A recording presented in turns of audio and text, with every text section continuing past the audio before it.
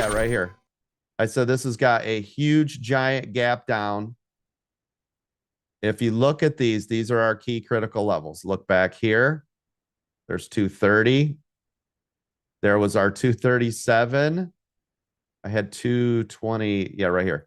233.27. I said this could possibly gap back down to here. I didn't know when. Obviously, we don't have that, right?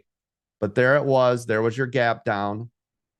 That was yesterday. It happened. I told you guys this like 2 days ago. I said, listen, guys, this is free falling, which means now we're looking at each one of these. If you look at these key levels, right? This is one. This is one.